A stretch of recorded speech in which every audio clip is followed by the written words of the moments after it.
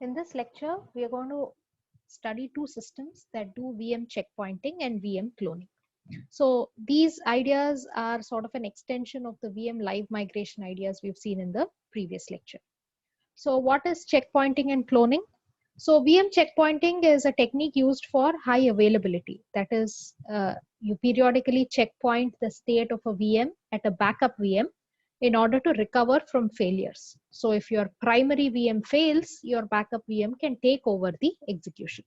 So if you have a high performance service like a web server that you want it to be always available, even if there are failures, you can use this technique so that even if a primary web server fails, the backup web server can take over. So that is what we mean by VM checkpointing for high availability. And the second idea we're going to see in this lecture is VM cloning for parallel execution of tasks. So this is sort of like forking of a process. Suppose you want a process to do many things in parallel. You can fork a process to create many child processes, right? Similarly, we will see a framework which lets you fork a VM so that multiple clones which are identical to the parent can start to execute some tasks in parallel. So these are the pointers to the original research papers, the Remus paper and the Snowflock paper, which we are going to study in today's lecture. So let us begin with high availability and reliability. So what is this Remus paper doing? It is trying to get you reliability. That is, if a failure occurs, you still want your application, your service to continue to run, to continue to be available, right? So there are two ways to achieve reliability or availability broadly in the systems literature. So the first technique is application-based replication. So in order to be available when a failure occurs, the basic thing you have to do is replicate, right? Whatever state is there, if it is replicated in another location, you can still serve your customers even if there is a failure in the first location. So the first technique is application-based replication. That is, the application itself communicates, has other replicas, communicates with these replicas and stores its state in other locations, in one or more other backup locations, right? And these applications, between these replicas, of course, it's not just enough to copy state, right? What if there are multiple replicas, you've replicated in some, not replicated in some, what if these replicas fail? So it's a complicated problem, and this is what is called the consensus problem in distributed systems. And you have several techniques like Raft or Paxos that can be used to maintain consistency across these replicas, right? And the application itself decides what state to replicate. For example, if this application is a key value server, it will decide what key value pairs to replicate. If it is a web server, it will decide what pages, what user state should I replicate at other locations. So you need changes to the application code. The application code itself will do this replication at other replicas, right? So this gives you, these are well-known techniques to achieve reliability and high availability by doing replication from within the application. Okay, but the one disadvantage is that this does not apply for legacy applications. That is, if you have an old application that is not doing any replication, this technique won't work for it. The application has to be modified in order to perform certain actions like replication for reliability. So the second technique is what is called VM-based replication or whole system replication. That is, you don't bother with changing the application to communicate with other replicas and so on. Instead, you take the VM, the entire VM that is running this application, and you replicate this entire VM, its CPU context, its memory, its disk state, kernel state, whatever application state is there in the memory, CPU, disk, everything. You replicate all of this to other VMs, to other backup VMs, so that by default, because you've replicated the main memory and the disk and everything, whatever state of the application is there, it's all automatically replicated, right? So you're automatically getting high availability for the application. But the disadvantage is that it is higher overhead, right? You are doing a lot more work than simply replicating selective state from the application. But the advantage is that it does not require application level code changes. So it works for legacy applications. You take any application that does not do any of this replication itself, you put it in a VM, and then you do this VM level replication, and there you have a reliable application automatically done for you. Okay, so this virtualization provides an easy way. So VMs have a very narrow interface. It's well defined what their memory is, what their CPU context is. Everything is easily isolated from the rest of the system, and therefore a VM gives you an easy way to do this replication and to guarantee high availability. So if your application code is not aware, has not been modified for such changes, you can use this VM based replication technique.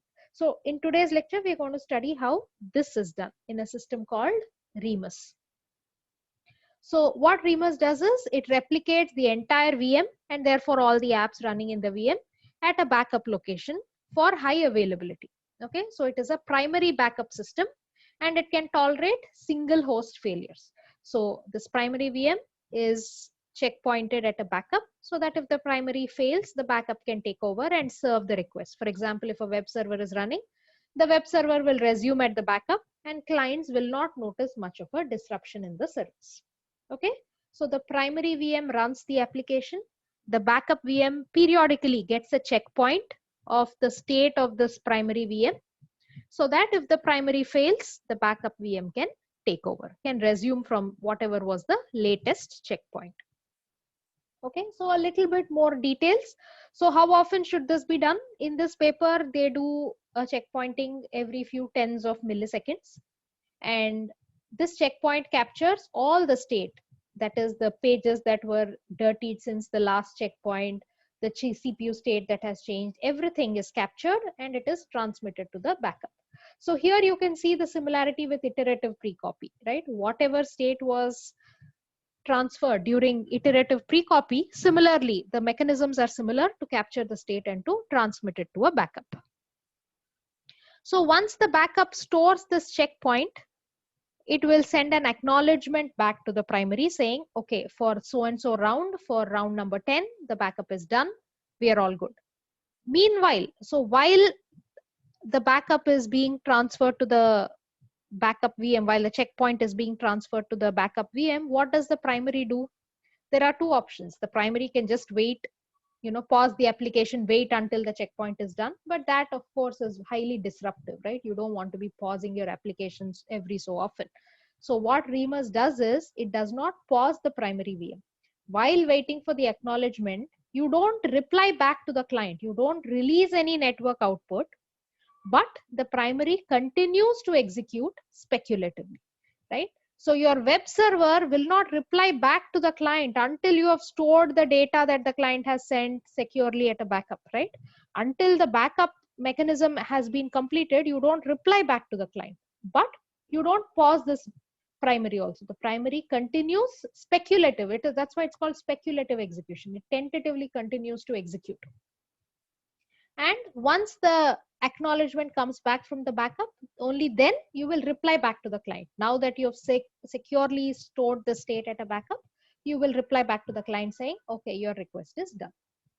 Okay, so this technique is called asynchronous replication with speculative execution. Asynchronous because you're not waiting for the backup to send an acknowledgement back, right? The primary continues its execution. So that is why it is asynchronous replication. And that is the main reason why the application performance does not degrade terribly. Of course, there is an overhead due to the backup and all of that, but the paper shows that it is somewhat reasonable. Okay, so let us just dig a little bit deeper. So what do you replicate? In general, there are two ways of replication in distributed systems.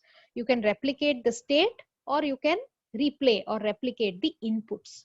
So for example, if you have a key value store server, right, a server that is storing key value pairs, and it gets requests from clients to, read and write key value pairs, a get request, a put request, and so on, right? So, and this builds up the database, the key value database at a server. If it's a web server, it builds up all the state of a web application and so on, right? So there's some state built up. So you can periodically, what the application can do is it can replicate the entire key value database to a backup, or Whenever a request comes, a get request, a put request, it can just replicate that request at the backup, replay that request at the backup, so that the backup also builds up its own copy of the database. You're not never transferring the database, but you're giving all the inputs to the backup so that it also builds up its copy of the database. Right? Hope you can see the difference. In the first case, you're processing all the operations at the primary itself and just replicating the end result. In the second case, you're sending the inputs itself to the backup so that the backup does its own computation and builds up its own copy of the application state. So in general, replaying inputs has an issue of you may not always get the same copy of the application state due to some non-determinism. For example, in the primary, the request executed in a certain order due to some CPU scheduling. In the backup, you can execute in a slightly different order due to the way the threads are interleaved on a multi-core system, or due to how random numbers are generated, whatever. There could be a slight difference in the result of the execution in the primary and the backup. Therefore, if you just replay inputs, your primary and backup may slightly differ with each other. Okay, so Remus in this paper, it replicates state. That is, it replicates the entire state of the application that is there in memory or disk. All of that is replicated. It does not bother with replaying inputs. So both these techniques have their own pros and cons, but this, which you'll study if you take a distributed systems course, you learn about it in more detail. But for now, it's enough to understand that in this paper, Remus, that we are studying in this lecture, it replicates state. So here is a pictorial representation of how Remus works. This is a figure from the paper. So the first step is the primary has executed for one epoch. So time is divided into epochs or rounds. In each epoch, the primary executes. It gets some requests from its clients. If it's a web server, it gets HTTP requests, it processes them. And as a result of this, some state is generated, some memory changes, some disk changes. So at the end of an epoch, the VM pauses the application, and whatever state has changed in the previous epoch in memory or in disk, all of that state is copied into a buffer, and this state is checkpointed at the backup. Okay, so how do you know what changed in the previous epoch? So this, you would have seen this idea in VM migration, right? If this is a Zen-based system, it uses shadow page tables to keep track of dirty pages, what pages were dirtied in each round. You keep track of that, and you use that information to create your checkpoint, and this checkpoint is transmitted to the backup. And once the checkpoint has been collected, the primary will resume execution, will resume speculative execution. And in parallel, what you will do, the VMM will take this backup state, it will copy it to the backup VM. This checkpoint state is copied to the backup VM, and the backup VM, once it receives the checkpoint, stores it, it will send back an acknowledgement.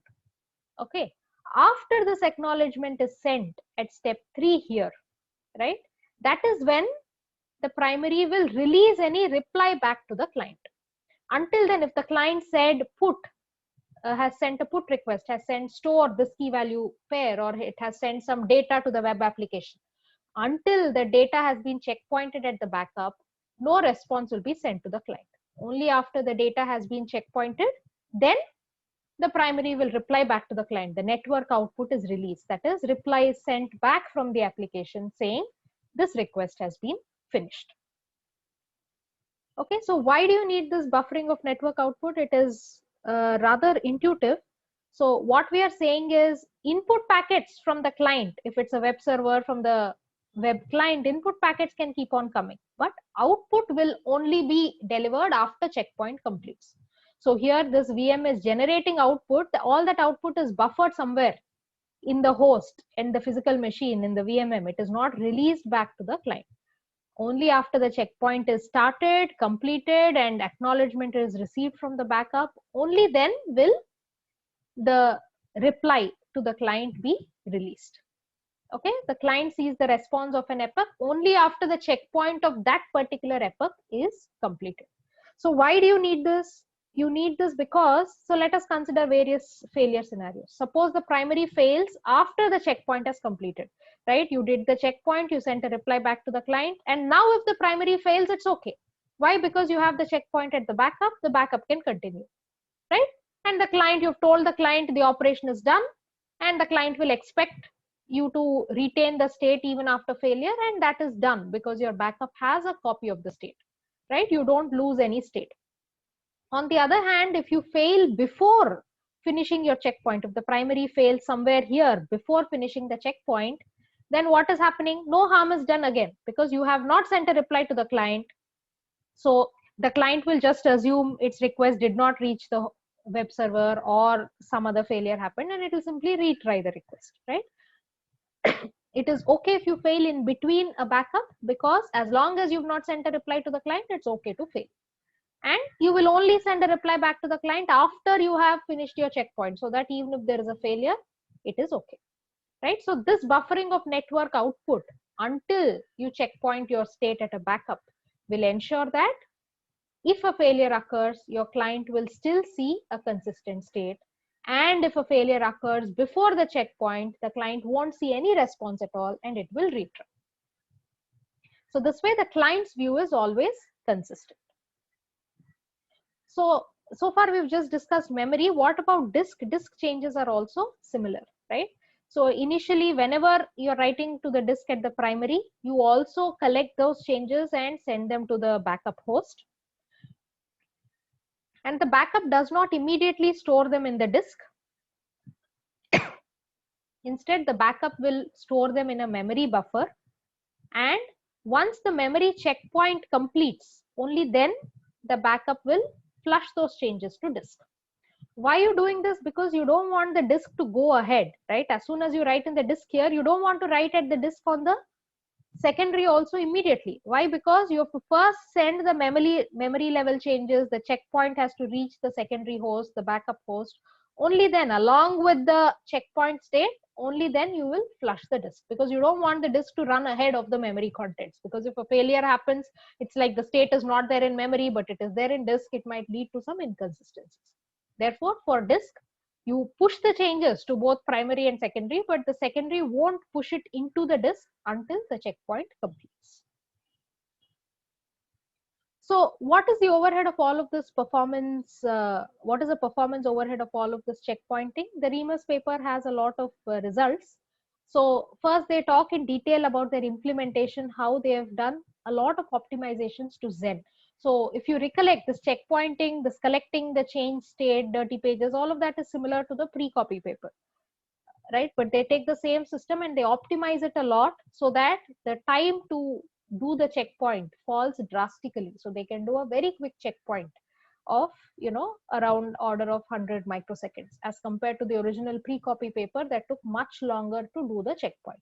So they optimize this checkpointing procedure, but still you have a 50% performance overhead when doing about 20 checkpoints per second. So 20 checkpoints per second boils down to a checkpoint every 50 milliseconds or so. So every few tens of milliseconds you do a checkpoint, and there is a significant overhead on the application performance. But this is acceptable if you have an application that wants high availability, but you cannot change the application code. So this is a result that a graph from the paper. So they use an application that is doing the kernel build, which is a highly CPU intensive workload. And as you increase the number of checkpoints per second, you can see that the time to build the kernel, the time to finish the job is increasing, right? From 0 checkpoints, that is no checkpointing, to 20 checkpoints, you can see almost a 50% increase in the time taken for the application to complete, right? So there is a reasonable overhead, but the application developers can decide if this overhead is worth it or not. So the next concept we are moving to is what is called VM cloning. We are going to discuss this paper called Snowflock, which provides a VM fork abstraction. So let's take a step back. What is this VM fork? What is VM cloning, and why do we need it? So to begin with, going back, why did we even choose cloud computing? Why are companies using the cloud today? One of the biggest advantages of the cloud is that you can elastically scale the VMs. That is, if your web server is getting a small load, you use only a small number of VMs, you pay only for a small number of VMs. If your load increases, you immediately spawn more VM replicas and you run your application on a larger number of replicas, right? You can scale the number of VMs to match incoming load. You can do on-demand scaling. But then when the load increases, how do you increase the number of VMs? There are two ways. So when the load increases, at that point, you can decide, I want more VMs, and then you can boot up the new VMs. It's not enough if you just boot up a VM, right? You have to copy the application state on that VM, transfer the web servers, database, whatever else you have to do, you have to do all of that, right? When the load increases, you have to do all of this. But this might take time, right? If your load increases, it might take you a few seconds to provision all of this. What if the application performance suffers in that time? If you want quickly to boot up, what can you do? You can keep a lot of extra VMs idle. You say, okay, I don't have time to wait for so long for new VMs to boot up, so I will always have a few spare VMs just waiting, and if the load increases, I will start using them. But this option is fast, but it is wasteful, right? You're unnecessarily paying for extra VMs when you're not using them. So this paper, the Snowflock paper, proposes an alternative. It says it implements an abstraction of what is called VM fork. That is, your application can simply say, I want to fork this VM. So this is just like process fork. So this VM fork creates a clone, another copy of the parent quickly with all the state copied from the parent. Okay, so they aim for creating a new fork within a second with all the state of the parent copied. And this newly forked VM can then run in parallel on a different host from the parent. So now you're able to quickly scale your VMs when the load increases. At the same time, you're not keeping extra VMs idle, right? You're not wasting resources. That is the advantage of this VM fork abstraction. So this is a research paper. It may not be widely deployed on public clouds today, but the paper proposes some very interesting ideas. So the paper also lists a bunch of examples for how VM fork can be used. If you look at code snippet A, you can use VM fork to run untrusted code in what is called a sandbox. Suppose you have some code that you don't trust. What you can do is you can just fork, create a clone VM, and in the child, right, you can see the semantics, the usage of VM fork. The API is very similar to a process fork, right? So if in the child VM, you simply execute the untrusted code and the parent will wait for the child to complete. Similarly, if you have to run parallel computation, you have some data and you want to in parallel process it at multiple replicas, then you can simply fork a bunch of replicas and give each of them a slice of work to do, and the parent waits for all of these replicas to complete. Or when there is increased load, the parent can fork a child and give the child the extra work. Or if there is low load, the parent can kill off some of the extra clones. Similarly, when there is spare CPU capacity available, you can simply fork VMs and get extra work done, right? So there are multiple use cases for this idea of VM fork. So what are the semantics of VM fork? What happens when you call fork? So parent VM, when it calls fork, it creates a number of clones or child VMs. And note that only one process inside the VM must call fork. If multiple processes call fork and multiple clones are created, the semantics is undefined. Okay, so this is suited for VMs which are running a single application, and that single application will fork the entire VM.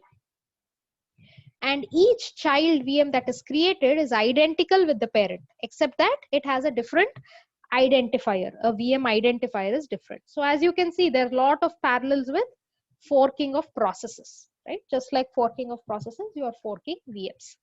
And this VM, this child VM, gets a complete copy of the parent memory, CPU state, everything, except that, and this copy is created at the time of the fork. After that, if the parent does any changes, these changes are not propagated to the clone. After the fork, the parent and the child are independent, just like a process fork. Okay, so you can fork, create a bunch of clones, all of which start with the same state as the parent. And all of these VMs are created on a separate virtual network, on a private network, that they only talk to the parent. Of course, you're not hooking them up to network switches and all of that. They are all isolated in a virtual network, and the parent can give them some task, and the clones communicate with the parent and send back results, and they do some work for the parent. And these typically fork VMs are created to run short-lived tasks, right? You have some task you want to run, a computationally intensive task you want to run on some data, you create a fork, the parent gives the data to the child. I mean, or the data is already available at the child because it has an entire copy of the parent, and the child does its job and returns the data to the parent. So one thing to notice in this implementation, the memory of the cloned VM is temporary, it is ephemeral. That is, once the clone exits, its memory is destroyed. So these are not sort of permanent VMs that you create, say, from your VM manager and so on, right? So they are temporary VMs that are created that do some job. And if they generated some result as from their task, they send it back to the parent. And after that, the VM is destroyed. And the parent also, there is a join abstraction also provided where the parent can wait for all the clones to terminate. So this is, as you can see, a lot of similarity to process fork, but it is modified for VMs, but the semantics are the same. So what are the alternatives? Again, taking a step back, if you didn't want to do VM fork, what would you do? So suppose you wanted to create multiple copies of a VM to scale up your workload, right? You can spawn these multiple VMs, and from each of these VMs, they need to get a copy of the parent, right? For them to start work. Suppose you want to create another replica of a web server, then you need to replicate the database and other state of a web server at the replica also. Otherwise, it won't be useful if it is just a blank VM. So what you have to do is you have to suspend a VM, you have to copy its image at the multiple locations and then resume, right? So that is the alternative to this forking. So this graph shows you as you increase, suppose you have a 1 GB VM and you want to clone it at a number of places, how much time does it take for you to just transfer this VM state to these multiple replicas, right? If you're using NFS, which is the dashed line, as your number of clones increase, it will take you longer and longer time. Why? Because all these clones are pulling the memory. You have to transfer memory from a single source host to all the other hosts, and this transferring, this network becomes a bottleneck and the source host becomes a bottleneck, and as the number of clones increases, it takes longer and longer. It can take like several minutes, as you can see. On the other hand, if you're doing something called IP multicast, which is at the network layer, you're not copying multiple times, but you're doing a multicast, which is a more efficient way of distributing to multiple nodes. There is still lesser overhead, but still it takes several minutes in order to get this transfer done, right? Because there's 1 GB VM, all its memory, everything you have to transfer, it takes a while. But this Snowflock paper aims to do it in under 1 second. That is the goal. As soon as your load increases, quickly you should be able to spawn your clones. So how do they do that? So the key idea here is, this is similar to the post copy migration paper we saw in the previous lecture. Upon a fork, you don't copy the entire contents of the parent. Instead, you copy what is called a VM descriptor. What is the VM descriptor? This is the bare minimum state that is required to start the clone, right? So some basic metadata about the device, about the VM, how many CPU cores, how much memory, a bare minimum set of memory pages, the CPU state, the page tables, whatever is the bare minimum needed to start the child VM execution. Only that you will copy. You will not copy the entire 1 GB of the VM. You will only copy the bare minimum state, and you minimize your memory, you shut down unnecessary IO devices, you do some cleanup, you copy the bare minimum state, and the clone starts execution. And as it is executing, it will fetch the memory on demand from the parent. As and when it needs memory, as and when there is a page fault, you go back to the parent and fetch the memory back to the clones. In this way, you're not waiting for the entire parent state to get transferred to another VM, and you're able to start a clone much quicker, and therefore you're able to get to this under 1 second boot up of a clone, right? So this lets you immediately boot up and immediately scale up on demand. So understanding this, so how do clones fetch the memory from the parent? So the parent always maintains a copy of whatever its memory image was at the time of the fork, right? Because the parent might also be executing and changing its memory. So you don't want to propagate all those changes to the clones, right? The clones should get a copy at the time of fork. Whatever was the parent's memory image, they should get a copy of that. So the parent's memory at the time of fork is maintained as a separate copy, and this is available for the clones to fetch. Whenever there is a page fault at the clone, it will go back, fetch the memory page from the parent. So how are you keeping a copy at the parent? You use what is called copy on write. So you should have known what is copy on write fork from your operating system's course. So what is happening is you use a shadow page table at the parent, and every time the parent tries to write, this access will trap to the VMM. That is, all parent pages are initially marked read only, and whenever the parent tries to write, you trap to the VMM, and then you create a copy of the parent page, right? You're only creating a copy on a write, on demand at the parent. At the parent also, you're not wasting time to create a copy of the entire 1 GB, because it is not needed to create that entire copy right away. As and when the parent writes to a particular page, that page ka copy you make and preserve the older content for the child VM to fetch at a later point, and then the parent continues to modify on the second copy. So you do copy on write at the parent to create this copy, to preserve this copy of the original VM image for the clones. And at the clone also you use a shadow page table. So the original guest page table will have its own mappings and everything. But then in parallel, you use a shadow page table at the VMM, which indicates, oh, some pages are missing. Not all pages of the guest have been fetched from the parent. Some pages are missing. That is indicated in the shadow page table. So whenever a page fault occurs at a clone, the VMM will check, has this page been fetched from the parent or not? And if it has not been fetched, then the VMM will go back to the parent over the network, fetch the missing page. So the parent is continuing execution, the clone is continuing execution. You have a very small boot up time, very small duration in which this cloning is done. And after that, they continue to run, and they will fetch pages on demand from the parent. And the paper also describes several optimizations. For example, if the page fault is for a kernel IO buffer, for some DMA buffer or something, right? Anyway, the contents will be overwritten at the clone. So there's no reason to fetch them from the parent. So such memory fetches can be avoided. So the paper describes a few optimizations like this as well. So once again, here also IP multicast is used whenever the clones need to fetch a memory page on demand. You don't do multiple unicast transfers to all the clones, but rather whenever multiple clones request the same page, you will use a multicast mechanism. And similarly, the disk at the parent is also modified in a copy on write manner so that the children can get a copy of the parent's disk, the original parent's disk that existed at the time of the fork. So the paper presents several evaluation results of Snowflock, and it shows that Snowflock is almost as good as zero cost fork. That is, if you had pre-allocated VMs idly lying around with no cloning or anything, if you had pre-allocated VMs with all the state already set up there, Snowflock almost achieves that performance. That is, the time, the wait time to start a new VM is almost negligible. That is what they show in their evaluation. But of course, it is much better than zero cost fork, right? It is using fewer resources. You are not keeping around idle pre-allocated VMs. But yet you are reaching the same performance as the zero cost fork.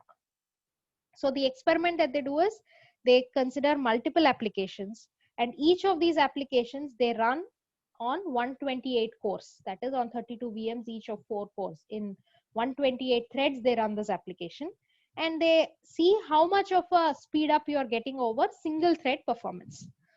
Okay, so here is the black line is Snowflock and the gray line is zero cost fork, and you can see that both of them are getting almost similar speed up, and the labels here are the time taken. You can see that the applications are taking almost similar time to complete across Snowflock and zero cost fork, even though zero cost fork has a much higher resource usage in terms of pre-allocated VMs. So in summary, in today's lecture, we've seen two different research papers. one on VM checkpointing for high availability and the other on VM cloning in order to perform parallel tasks in multiple VM clones with minimal overheads. And these ideas are related to the ideas we've seen in VM migration, the pre-copy and the post-copy migration.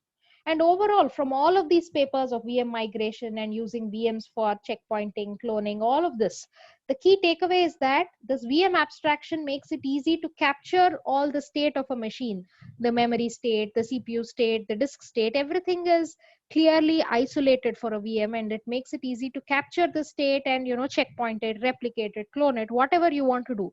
The VM abstraction enables all of these ideas. It makes all of these ideas much more easier to implement than if you were to do it on a physical machine. So here are the references to the papers. You are encouraged to read the papers for a more detailed understanding of the topics discussed here.